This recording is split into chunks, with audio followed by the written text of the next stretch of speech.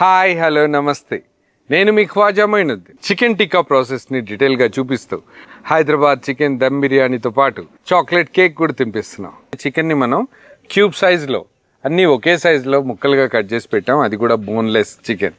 Marination process కోసం దీంట్లోనే మనం ఉప్పు, కారం, పసుపు యాడ్ చేద్దాం, అల్లం వెల్లుల్లి పేస్ట్ యాడ్ చేద్దాం, Kashmiri red chilli powder add చేద్దాం, గరం మసాలా పౌడర్, టిక్కా మసాలా, ఇంకా బ్లాక్ సాల్ట్ కూడా యాడ్ చేద్దాం టేస్ట్ కోసం. కసూరి మేథి యాడ్ చేద్దాం, పెరుగు యాడ్ చేద్దాం.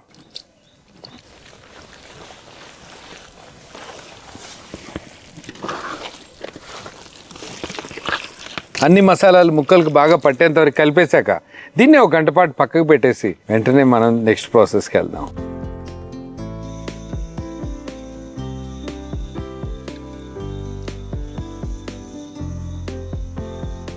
డైరెక్ట్గా కోల్ మీద కాసేపు ఒక 15 to 20 minutes ఇట్లా రొటేట్ చేస్తూ ఉంచామంటే పర్ఫెక్ట్గా ప్రిపేర్ అవుతుంది.